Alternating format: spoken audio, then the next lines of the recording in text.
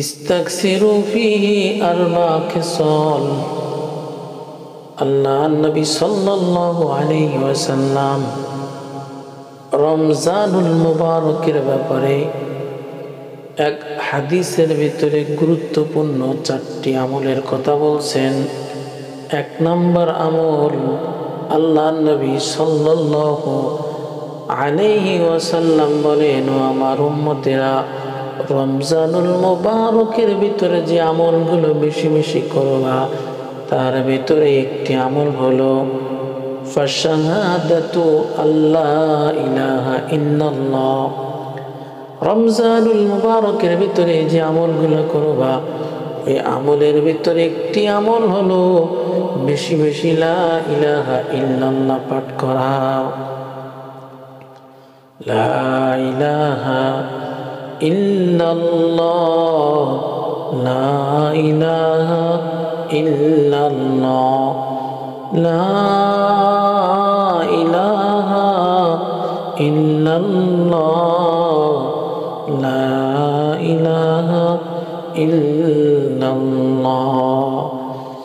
রমজানুল মুবারকের ভিতরে বেশি বেশি জবান দিয়ে লা ইলাহা ইল্লাল্লাহ পাঠ করা। শুধু জবান দিয়ে নয় রে মুমিন, লা ইলাহা ইল্লাল্লাহর অর্থের দিকে খেয়াল করা, গোটা জীবনে লা ইলাহা ইল্লাল্লাহকে বাস্তবায়ন করা। পয়গম্বর আমার বলেন, ক্বালা রাসূলুল্লাহ সাল্লাল্লাহু আলাইহি ওয়াসাল্লাম, মান ক্বালা লা ইলাহা ইল্লাল্লাহ মুখলিসাম মিন কলবিহি দাখালাল জান্নাহ। পয়গম্বর বলে, উম্মতেরা, লা ইলাহা ইল্লাল্লাহ যদি জবান দিয়ে ইখলাসের সঙ্গে বের করতে পারো, আল্লাহ তাআলাকে রাজি খুশি করার জন্য একনিষ্ঠতার সঙ্গে যদি একবার লা ইলাহা ইল্লাল্লাহ পাঠ করতে পারো, আল্লাহ নবী বলেন তোমাদের জন্য জান্নাত অবধারিত হয়ে যায়। প্রাণের ভাইয়েরা আমার, লা ইলাহা ইল্লাল্লাহর বড় দাম। নবীর সাহাবী হযরত হুযায়ফা রাদিয়াল্লাহু তাআলা আনহু নবীর দরবারে হাজির হয়ে গেলেন আর বললেন, ইসনাতুন নবী সাল্লাল্লাহু আলাইহি ওয়াসাল্লাম সাদরি। আল্লাহর নবীর বুকের সঙ্গে আমি আমার বুক মিলাইলাম। আল্লাহর নবী আমাকে বড় গুরুত্বপূর্ণ কথা বললেন। আল্লাহর নবী বললেন, ও হুযায়ফা, শুনে রেখো, মান ক্বালা লা ইলাহা ইল্লাল্লাহ খাতামা লাহু বিহা দাখালাল জান্নাহ। ও হুযায়ফা, যদি কোনো উম্মত অন্তর দিয়ে একনিষ্ঠভাবে ইখলাসের সঙ্গে লা ইলাহা ইল্লাল্লাহ পড়তে পারে এবং লা ইলাহা ইল্লাল্লাহ অনুযায়ী যদি জীবন গঠন করতে পারে, জীবন তৈরি করতে পারে, গোটা জীবনকে যদি ওইভাবে সাজাইতে পারে, খাতামা লাহু বিহা, এবং কালিমার উপরে যদি কার ইন্তেকাল হয়ে যায়, আল্লাহ নবী বলেন, হুযায়ফা তুমি জেনে দেখো ওই লোকটা সরাসরি জান্নাতের মেহমান হয়ে যায়। আল্লাহ নবী বললেন, হুযায়ফা শুধু তাই নয়, ওয়ামান সামা ইয়াওমান ইবতিগা ওয়াজহিল্লাহ, রমজানুল মুবারকের ভিতরে আল্লাহকে রাজি খুশি করার জন্য একনিষ্ঠভাবে যদি একটা দিন যদি কেউ রোজা রাখে, খাতামা লাহু বিহা দাখালাল জান্নাহ। এই রমজানুল মুবারকের রোজা রাখা অবস্থায় যদি আমার কোনো উম্মত ইন্তেকাল করে, ইন্তেকাল করতে দেরি হয়, তার জান্নাতে যেতে চুল পরিমাণ দেরি হয় না। শুধু তাই নয় রে হুযায়ফা, ওয়ামান তাবা সিয়াম, ওয়ামান তাতাবা সিয়াম। হুযায়ফা জেনে রাখো, দুনিয়ার জমিনে যেই ব্যক্তি ধারাবাহিকভাবে রোজা রাখবে, ওয়াতাসাদ্দাকা বিসাদাকাতিন খাতামা লাহু বিহা, এবং আল্লাহর রাস্তায় দান করবে, সদকা করবে। এই দান করতে করতে যদি আমার কোনো উম্মত দুনিয়া থেকে চলে যায়, আমার ওই উম্মত জান্নাত থেকে দুনিয়া থেকে যেতে দেরি, জান্নাতে প্রবেশ করতে চুল পরিমাণ দেরি হবে না। শুধু তাই নয়, আল্লাহর নবী বলেন, হুযায়ফা, ওমান আলানাল কালাম, দুনিয়ার জমিনে যারা নরম ভাষায় কথা বলবে, মানুষের সঙ্গে ভদ্র ভাষায় কথা বলবে, মানুষের সঙ্গে ভালো ব্যবহার করবে, দুর্ব্যবহার করবে না, ওই ব্যক্তির ঠিকানাও সরাসরি জান্নাত হয়ে যায়। এই জন্য প্রাণের ভাইয়েরা আমার, রমজানুল মুবারকের গুরুত্বপূর্ণ একটি আমলের নাম জবান দিয়ে বেশি বেশি লা ইলাহা ইল্লাল্লাহ পাঠ করা, অন্তর দিয়ে বিশ্বাস করা এবং লা ইলাহা ইল্লাল্লাহ অনুযায়ী গোটা জীবনকে তৈরি করা। দ্বিতীয় নম্বর আমল নবী আমার বলেন, প্রাণের সাহাবীরা, এই রমজানুল মুবারকে বেশি বেশি আল্লাহ পাক রব্বুল আলামিনের কাছে ক্ষমা প্রার্থনা করবা, ওয়া তাস্তাগফিরুনাহু, আল্লাহ পাক রব্বুল আলামিনের কাছে বেশি বেশি ক্ষমা চাইবা, আল্লাহ তাআলার কাছে ক্ষমা প্রার্থনা করবা। রমজানুল মুবারকের গুরুত্বপূর্ণ দ্বিতীয় নম্বর আমল। আল্লাহ পাক রব্বুল আলামিন বলে, বান্দারে, দুনিয়ার জমিনে যতই আপনজন দেখো, যতই প্রিয়জন দেখো, আমার যে আপন দুনিয়ার জমিনে অন্য কোনো বান্দা হতে পারে না। আল্লাহ পাক রব্বুল আলামিন বলেন, ওয়া ক্বালা রাব্বুকুম উদউনি আস্তাজিব লাকুম, আল্লাহ বলে, বান্দারে, তুমি আমার কাছে ক্ষমা প্রার্থনা করো, আমার কাছে ক্ষমা প্রার্থনা করতে দেরি, আমি আল্লাহ তোমাকে ক্ষমা করতে চুল পরিমাণও দেরি করব না। এই জন্য প্রাণের ভাইয়েরা আমার, রমজানুল মুবারকে বেশি বেশি আল্লাহ তাআলার কাছে ক্ষমা চাওয়া। আল্লাহ পাক রব্বুল আলামিন কালামুল্লাহর ভিতরে জানায় দেয়, ইনিস্তাগফিরু রাব্বাকুম ইন্নাহু কানা গফফারা, ও আমার গোলামেরা, যদি তোমরা খাঁটি দিলে আমার কাছে ক্ষমা চাইতে পারো, আমি রব্বুল আলামিন তোমাদেরকে সঙ্গে সঙ্গে ক্ষমা করে দিব। হযরত হাসান বসরি রাহমাতুল্লাহ আলাইহির কাছে আল্লাহর এক বান্দা এসে বলতেছেন, আল্লাহর ওলি, আপনি আমার জন্য একটু দোয়া করেন, আল্লাহ পাক রব্বুল আলামিন যেন আসমান থেকে রহমতের বৃষ্টির ব্যবস্থা করে।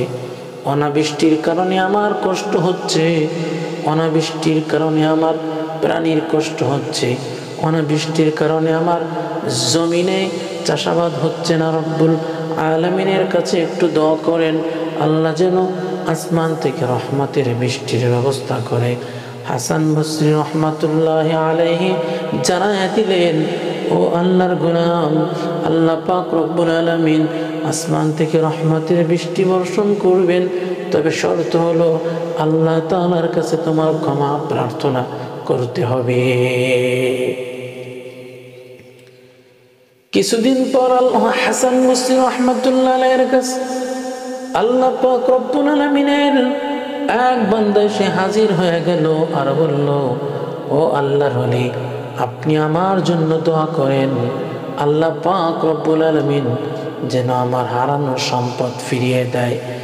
আমার বড় ধরনের একটি সম্পদ হারিয়ে গিয়েছে, আপনি আল্লাহর কাছে দোয়া করেন, আল্লাহ যেন আমার হারানো সম্পদ ফিরিয়ে দেয়। হাসান বসরি রহমাতুল্লাহ আলাইহি জবাব দিলেন, তোমার হারানো সম্পদ তুমি পেয়ে যাবে, শর্ত হলো আল্লাহর কাছে ক্ষমা প্রার্থনা করতে হবে। কিছুদিন যেতে না যেতে আল্লাহর এক গোলাম হাসান বসরির কাছে হাজির হয়ে বলতেছেন, ও আল্লাহর ওলি, আপনি আমার জন্য একটু দোয়া করেন, আল্লাহ তাআলা যেন আমাকে একটা পুত্র সন্তান দান করে। অনেক বছর হয়ে গেল, কোনো সন্তানের মুখ আমি দেখতে পারলাম না। হাসান বসরি রহমাতুল্লাহ আলাইহি জবাব দিলেন, আল্লাহ পাক রব্বুল আলামিন তোমাকে পুত্র সন্তান দিবেন, তবে শর্ত হলো আল্লাহর কাছে ক্ষমা প্রার্থনা করতে হবে। কিছুদিন চলে গেল, আল্লাহর এক গোলাম হাসান বসরি রহমাতুল্লাহ আলাইহির কাছে হাজির, বলতেছেন, ও আল্লাহর ওলি, আপনি একটু দোয়া করেন আল্লাহ পাক রব্বুল আলামিন যেন আমার জমিনের ফসলগুলোকে সংরক্ষণ করে। আসমানি বিপদ এসে, ঝড় বাতাস এসে আমার জমিনের ফসলগুলো নষ্ট হয়ে যাচ্ছে। হাসান বসরি রহমাতুল্লাহ আলাইহি জবাব দিলেন, ও আল্লাহর ওলি, আপনি আল্লাহ তাআলার কাছে ক্ষমা প্রার্থনা করেন, আল্লাহ পাক রব্বুল আলামিন আপনার ফসলকে কুদরতিভাবে হেফাজত করবে। কিছুদিন হয়ে গেল, আল্লাহর এক গোলাম হাসান বসরির কাছে হাজির হয়ে গেল, এসে বলতেছেন, আল্লাহর ওলি, আপনার কাছে আমার একটা আবেদন, আল্লাহর কাছে আপনি দোয়া করেন আল্লাহ তাআলা যেন নদীর ভিতরে পর্যাপ্ত পরিমাণ পানি দেয়। নদীর পানি শুকিয়ে গেছে, আমার কষ্ট হচ্ছে, আমার গবাদি পশুর কষ্ট হচ্ছে এবং ক্ষেত খামারেরও পানির প্রয়োজন। ও আল্লাহর ওলি, একটু দোয়া করেন আল্লাহ যেন নদীর ভিতরে পানির ব্যবস্থা করে দেয়। হাসান বসরি রহমাতুল্লাহ আলাইহি জবাব দিলেন, আল্লাহ তাআলার কাছে ক্ষমা প্রার্থনা করতে হবে, তাহলে আল্লাহ পাক রব্বুল আলামিন নদীর ভিতরে পর্যাপ্ত পানির ব্যবস্থা করে দিবে। প্রাণের ভাইরা আমার, হাসান বসরি রহমাতুল্লাহ আলাইহির কাছে উপস্থিত ছিল হাসান বসরি রহমাতুল্লাহ আলাইহির একজন খাদেম। খাদেম ডাক দিয়ে বলতেছেন, ও আল্লাহর ওলি, আপনার কাছে আমি জানতে চাই, আল্লাহর 5টা বান্দা আপনার কাছে 5টি বিষয়ে প্রশ্ন করেছে, আপনি 5টি বিষয়ের সমাধান এক তওবা দিয়ে ছেড়ে দিলেন, এক তওবা দিয়ে ছেড়ে দিলেন, আল্লাহর কাছে ক্ষমা প্রার্থনা করতে বললেন। আপনার কাছে আমি জানতে চাই, আল্লাহ তাআলার কাছে ক্ষমা চাইলে, আল্লাহ তাআলার কাছে তওবা করলে সমস্ত বিপদের সমাধান হয় কিনা আমি জানতে চাই। হাসান বসরি রহমাতুল্লাহ আলাইহি কালামুল্লাহর আয়াতে কারিমা তিলাওয়াত করে জানাই দিলেন, ও খাদেম, তুমি জেনে রাখো, আল্লাহ পাক রব্বুল আলামিন বলেন, ইউরসিলিস সামা আলাইকুম মিদরারা ওয়া ইউমদিদুকুম বিআমওয়ালিন ওয়া বানিনা ويمددكم بأموال وبنين ويجعل لكم جنات ويجعل لكم أنهارا। আল্লাহ পাক রব্বুল আলামিন জানায় দেয়, ও দুনিয়ার গোলামেরা, যদি তোমাদের গুনাহের কারণে আসমান থেকে রহমতের বৃষ্টি বন্ধ হয়ে যায়, আল্লাহর কাছে ক্ষমা চাও, আল্লাহ তাআলা আসমান থেকে রহমতের বৃষ্টির ব্যবস্থা করে দিবে। যদি তোমাদের গুনাহের কারণে তোমাদের সম্পদ চুরি হয়ে যায়, তোমাদের সম্পদ ধ্বংস হয়ে যায়, আল্লাহর কাছে তওবা করো, আল্লাহ তাআলা তোমার সম্পদ তোমাকে ফিরিয়ে দিবে। যদি তোমার গুনাহের কারণে যদি তোমার সন্তান না হয়, আল্লাহর কাছে ক্ষমা চাও, আল্লাহ তাআলা তোমার সন্তানের ব্যবস্থা করে দেবে। যদি তোমাদের গুনাহের কারণে যদি তোমাদের জমিনের ফসল নষ্ট হয়ে যায়, আল্লাহর কাছে ক্ষমা চাও, আল্লাহ তাআলা জমিনের ভিতরে উত্তম ফসলের ব্যবস্থা করে দিবে। যদি তোমাদের গুনাহের কারণে নদীর পানি শুকিয়ে যায়, আল্লাহর কাছে ক্ষমা চাও, আল্লাহ তাআলা কুদরতিভাবে নদীর ভিতরে পানির ব্যবস্থা করে দিবে। এই জন্য প্রাণের ভাইয়েরা আমার, রমজানের গুরুত্বপূর্ণ একটা আমল হলো রমজানের ভিতরে বেশি বেশি আল্লাহ তাআলার কাছে ক্ষমা প্রার্থনা করা।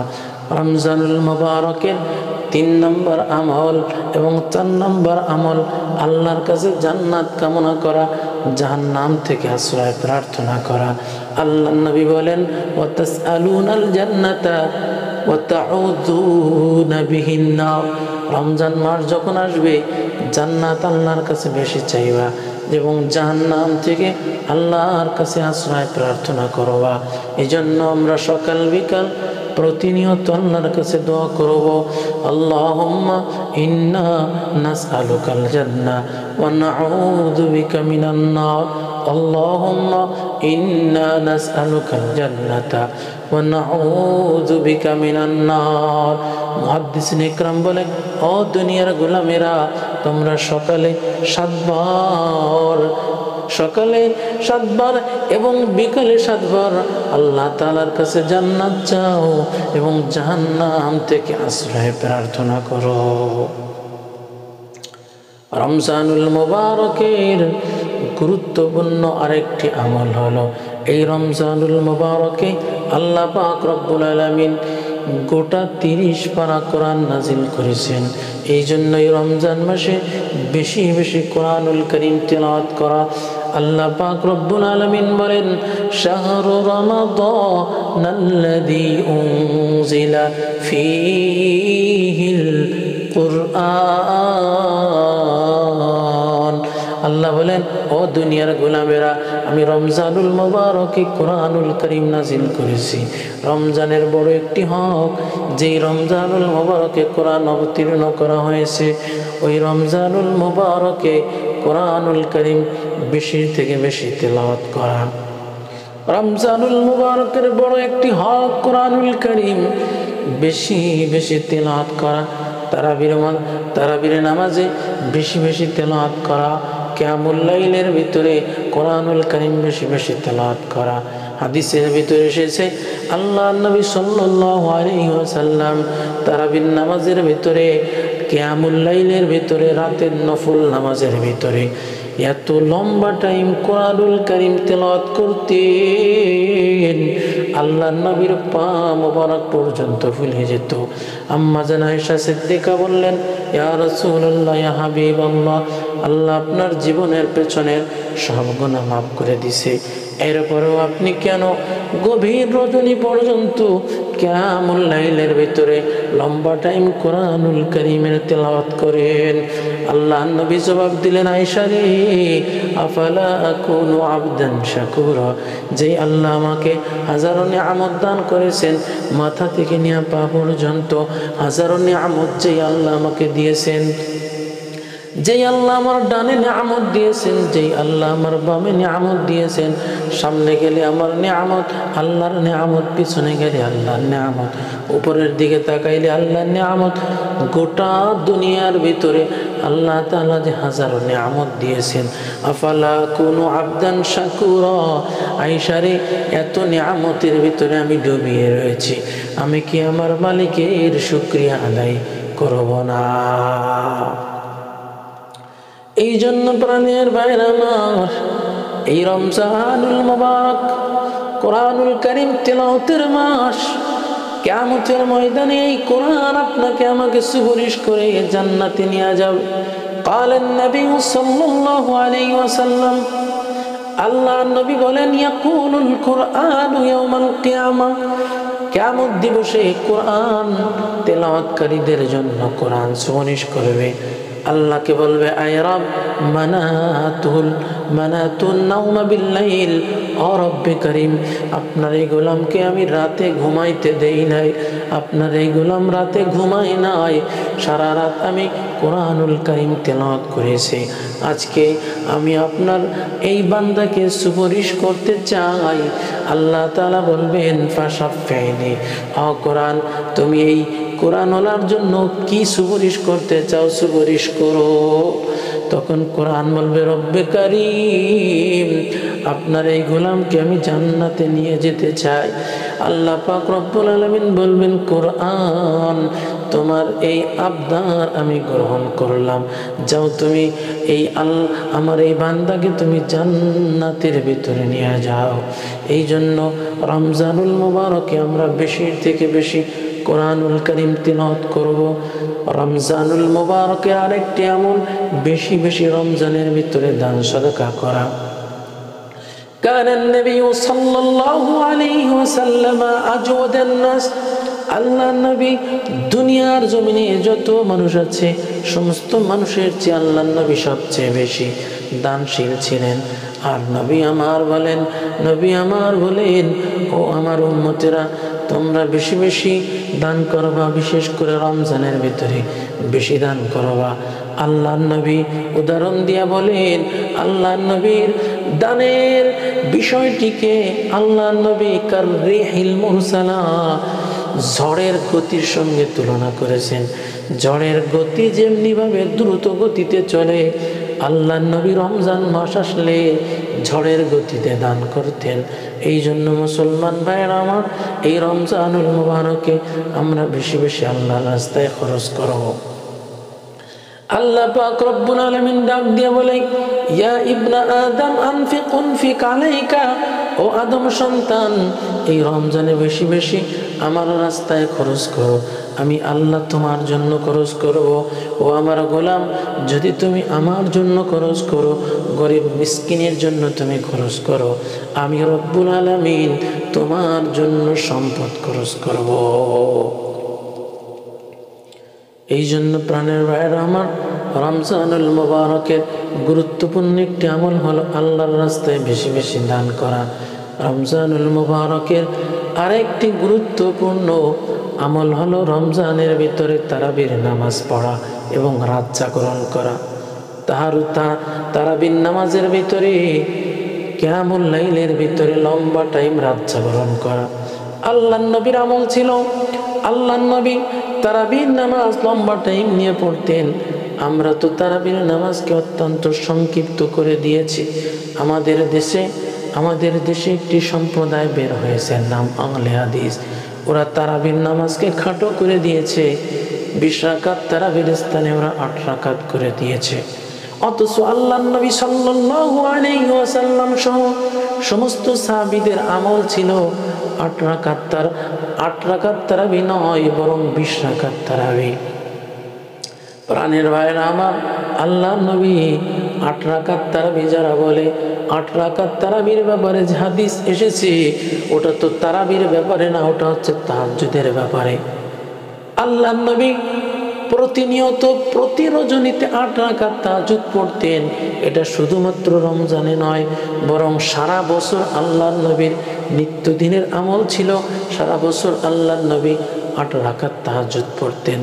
আমরা বলি, ও আহলে হাদিসের দল, যারা 8 রাকাত তারাবির কথা বলো, আমরা বলি সর্বপ্রথম নবীর 8 রাকাত তাহাজ্জুদ তোমরা ধরো।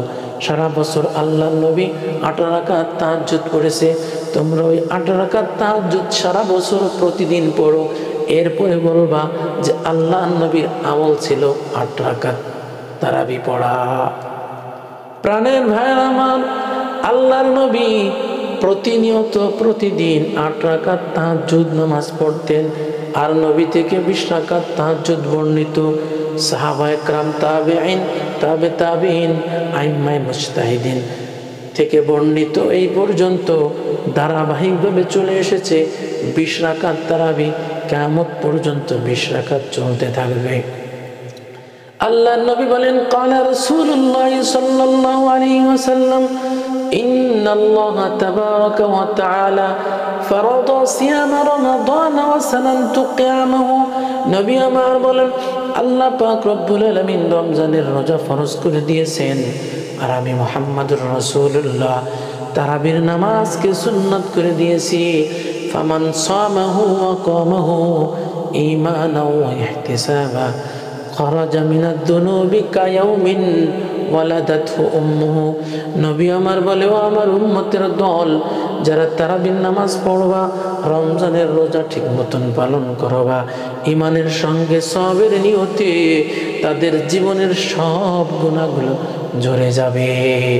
আল্লাহর নবী উদাহরণ দিয়া বলেন, যে শিশুটা সবেমাত্র জন্মগ্রহণ করলো, ওই শিশুর আমল নামায় যেমনি ভাবে চুল পরিমাণ গুনাহ নাই, ঠিক তদ্রূপ ভাবে যারা 5 ওয়াক্ত নামাজ পড়ে, রমজান মাস আসলে রোজা রাখে, তাহাজ্জুদের নামাজ পড়ে, তারাবির নামাজ পড়ে, ওদের জীবনেও কোনো গুনাহ থাকে না, ওরাও সম্পূর্ণ নিষ্পাপ হয়ে যায়। রমজানুল মুবারকের আরেকটি আমলের নাম হলো, রমজানুল মুবারক আসলে সাহারি করা। অনেক মুসলমান আছে রোজা রাখে কিন্তু সাহারি করে না। মনে রাখবেন, সাহারি আল্লাহ নবীর একটা সুন্নাত। আল্লাহ নবী বলেন কালা রাসূলুল্লাহ সাল্লাল্লাহু আলাইহি ওয়াসাল্লাম, আল্লাহ নবী বলেন ও প্রাণের সাহাবীরা, তাসাহহারু ফাইন্না ফিস সুহুরি বারাকা। আল্লাহ নবী বলেন তোমরা সাহরি করো, সাহরির ভিতরে বরকত আছে। এই জন্য সাহরি করা এটা নবীর আদর্শ। আহলে কিতাবদের মাঝে আর নবীর উম্মতের মাঝে ব্যবধানটা কোথায়? আহলে কিতাবরা রোজা রাখতো, ওরা সাহারি করতো না। আর আল্লাহ নবী বলেন আমার উম্মতের আদর্শ হলো আমার উম্মত রোজা রাখবে সাহারির মাধ্যমে। এই জন্য রমজানের গুরুত্বপূর্ণ একটি আমল হলো রমজান মাস আসলে রোজা রাখা সাহারির মাধ্যমে। রমজানুল মুবারকের আরেকটি আমল, রমজানুল মুবারকে মানুষের জন্য ইফতারের আয়োজন করা। আল্লাহ নবী বলেন কালা রাসূলুল্লাহ সাল্লাল্লাহু আলাইহি ওয়াসাল্লাম, মান আফতারা সাইমা কানা মাগফিরাতান লিযুনুবিহি ওয়া ইতকা রাকাবাতিহি মিনান নার। আল্লাহ নবী বলেন যে ব্যক্তি কোনো রোজাদারের জন্য ইফতারের আয়োজন করবে, আল্লাহ তাআলা ওর জীবনের সব গুনাহগুলো মাফ করে দিবে। শুধু তাই নয়, আল্লাহ তাকে জাহান্নাম থেকে মুক্তি দান করবে। সাহাবায়ে কেরাম বললেন ইয়া রাসূলুল্লাহ, ইয়া হাবিবাল্লাহ, আমাদের প্রত্যেকের সামর্থ্য নাই যে একজন রোজাদারকে ইফতার করাবো। আল্লাহ নবী বললেন ও প্রাণের সাহাবীরা, এই নেকি অর্জনের জন্য তুমি যদি একজন রোজাদারকে একটা খেজুর খাওয়াও, অথবা এক ডুব দুধ পান করাও, অথবা এক গ্লাস পানি পান করাও, এর বদৌলতে আল্লাহ তাআলা তোমাকে এই নেকি দান করতে পারে, অর্থাৎ তোমার জীবনের গুনাহ মাফ করে দিতে পারেন, জাহান্নাম থেকে আল্লাহ তোমাকে মুক্ত করে দিতে পারে।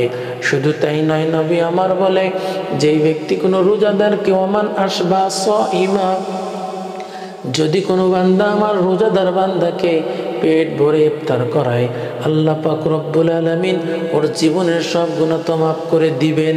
আল্লাহ তাআলা তাকে তো জাহান্নাম থেকে মুক্ত ঘোষণা করে দিবেন। পাশাপাশি আল্লাহ নবী বলে আল্লাহ পাক রব্বুল আলামিন কিয়ামতের ময়দানে নিজ হাতে হাউজে কাউসার থেকে পানি পান করাবে। আল্লাহর হাতে যারা পানি পান করবে, আল্লাহ নবী বলে লাম ইয়াজমা আবাদা, ওই বান্দাদের হাত্তা ইয়াদখুলাল জান্নাতা, জান্নাতে ঢোকার আগ পর্যন্ত আর পিপাসা লাগবে না। এই জন্য প্রাণের ভাইরা আমার, আমরা রমজানের ভিতরে বেশি বেশি ইফতারের আয়োজন করাবো। রমজানের গুরুত্বপূর্ণ আরেকটি আমল হলো এই রমজানের ভিতরে শেষ দশকে বেশি বেশি ইবাদত বন্দেগী করা। গোটা রমজান মাসটাই হচ্ছে ইবাদতের মাস, গোটা রমজান হচ্ছে নেকি অর্জনের মাস। বিশেষ করে রমজানের শেষ দশক হচ্ছে ইবাদত বন্দেগীর মাস। আল্লাহর নবী সাল্লাল্লাহু আলাইহি ওয়াসাল্লামের আমল কেমন ছিল? কানা রাসূলুল্লাহ সাল্লাল্লাহু আলাইহি ওয়াসাল্লাম ইদা কানা আল-আশরুল আওয়াখিরু মিন রমাদান, যখন রমজানের শেষ দশক চলে আসতো, সাদ্দা মি'জারাহু, আল্লাহর নবী ইবাদত বন্দেগীর জন্য প্রস্তুতি নিতেন। আল্লাহর নবী মাজায় গামছা বাঁধতেন। ওয়া আইকাযা আহলাহু ওয়া আহইয়া লাইলাহু, আল্লাহর নবী নিজের পরিবারের লোকদেরকে নিয়ে আল্লাহর নবী সারা রাত ইবাদত বন্দেগী করতেন।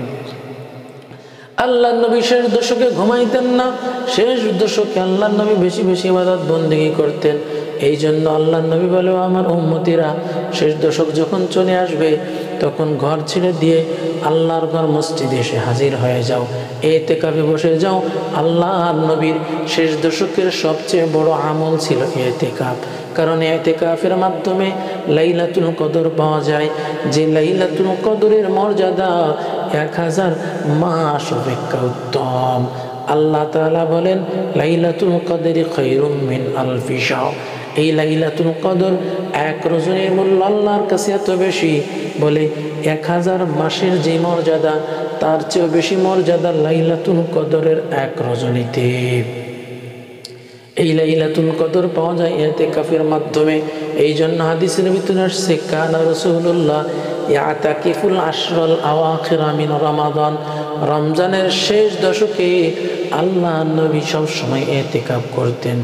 এমনকি যে বছর আল্লাহর নবীর ইন্তেকাল হয়ে গেল ওই বছর আল্লাহর নবী 20 দিন ইতিকাফ করেছেন। আল্লাহর নবীর ইন্তেকাল হয়ে গেল, সুম্মা আতাকাফা আজওয়াজুহু, আল্লাহর নবীর ইন্তেকালের পরে আল্লাহর নবীর স্ত্রীরা পর্যন্ত ইতিকাফ করেছে। এই জন্য ইতিকাফ শুধুমাত্র পুরুষের জন্য নয়, ইতিকাফ মহিলাদের জন্য। পুরুষ ইতিকাফের জন্য মসজিদে বসবে, মহিলারা ইতিকাফের জন্য ঘরের ভিতরে বসবে।